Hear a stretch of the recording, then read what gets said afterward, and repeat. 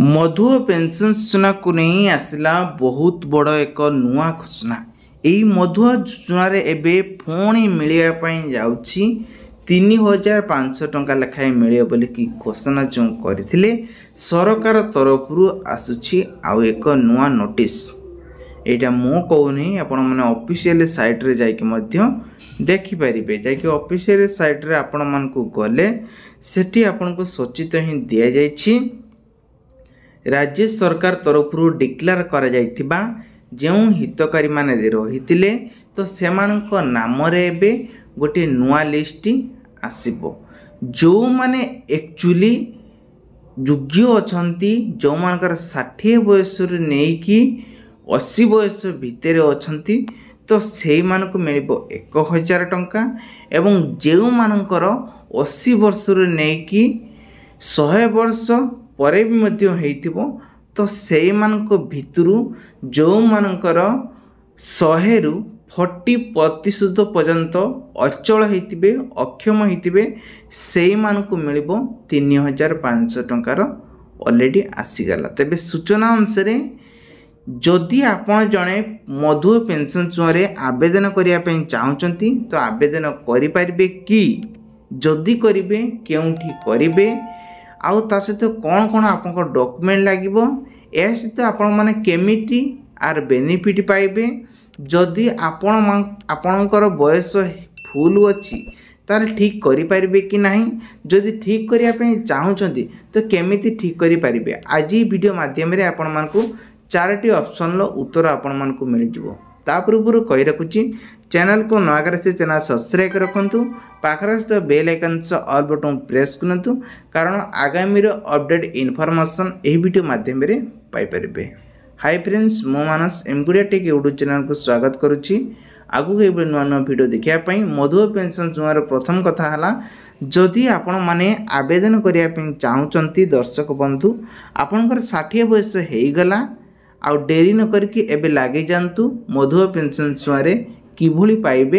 1000 टंका। हाँ दर्शक बंधु आपण जदि पाइबा पे चाहते ताले निकटस्थम आपणकर ब्लॉक को जातु सेठी आपण को मधुआ पेंशन योजना फॉर्म भरतु एवं आपणकर किछि डॉक्यूमेंट सबमिट करेंगे।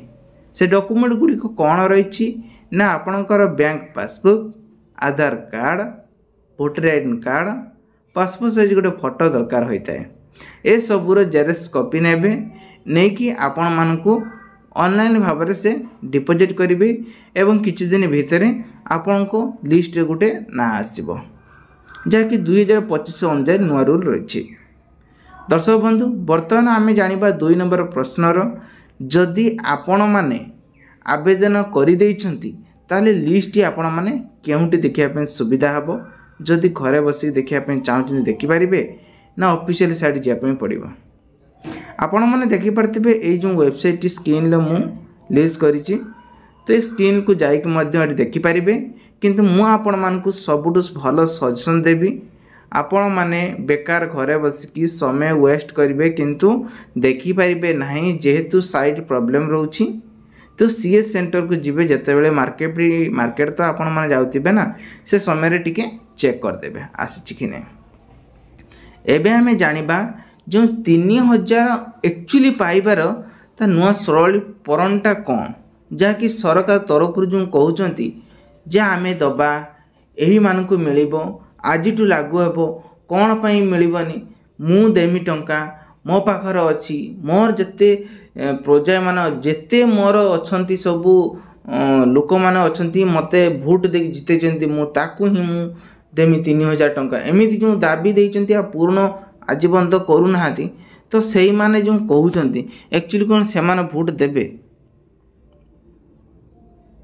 आपण भावुवे जदि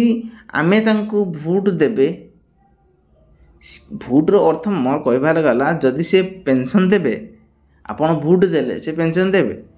जदि देइथांते एपर्यंत दौना कहीं से नुआ बाट गोटे तैयारी कले जे कि जो माने 80 वर्ष नहीं कि 100 वर्ष भितर माने बढ़िला पर्यंत किसी असुविधा नहीं 100 नहीं कि 40% पर्यंत अक्षम अच्छा असमयता अच्छा तो से मानक मिल केते टंका ना 3000 ଟଙ୍କା ମିଳିବ। ଏମିତିରେ ବି ବୃଦ୍ଧା ଦେଖନ୍ତୁ ସୁଭଦ୍ରା ଯୋଜନାରେ ଯେମିତି କିଛି ପରିବର୍ତ୍ତନ ହେଇଛି ବିଧବା ନ ହେଇଥିବା ଠିକ ମହିଳା ଆପଣ ଲକ୍ଷ୍ୟ କରିଥିବେ ତ ସେଇମାନଙ୍କୁ ମଧ୍ୟ ଏଥିରେ ମଧ୍ୟ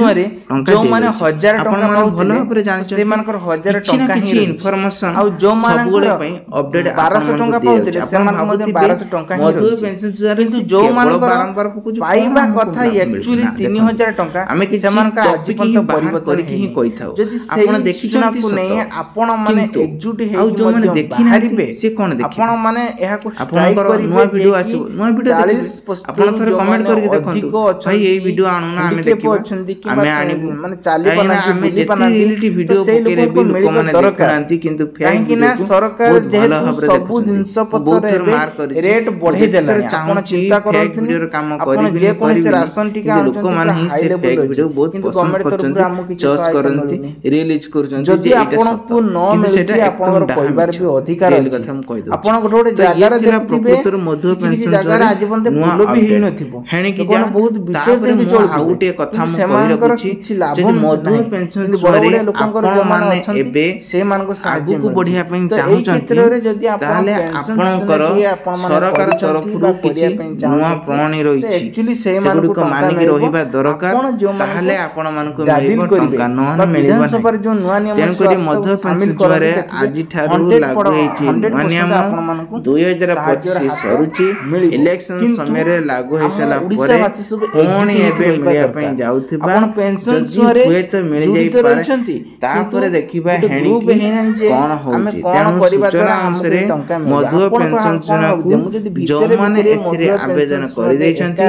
ଆପଣ ମଧ୍ୟ ଆପଣଙ୍କ ନାଁ ମଧ୍ୟ ଦେଖିପାରିବେ ଏବଂ ଅଫିସିଆଲ ସାଇଟ୍ ଅନୁଯାୟୀ ମଧ୍ୟ ଏଇଭଳି ଭାବିକି ଲୋକମାନେ କରନ୍ତି କିନ୍ତୁ କିଛି ଲୋକ ହୁଏନି କାହିଁକି ସେମାନେ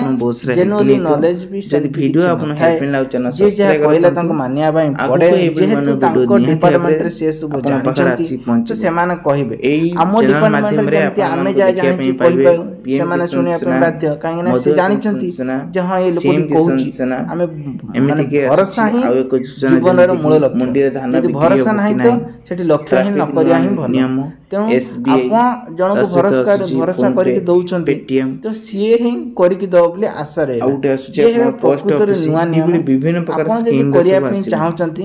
କମେଣ୍ଟ ବକ୍ସରେ ଭାଇ କମେଣ୍ଟ କରନ୍ତୁ କିଛି ଅସୁବିଧା ନାହିଁ ଯାହା ବି ମନରେ ଅଛି ଆପଣଙ୍କ ମତାମତ ସେୟାର ମଧ୍ୟ କରିମି ଚେଷ୍ଟା କରିବି ଭିଡିଓ ଆଣିବା ପାଇଁ କୌଣସି ପ୍ରକାର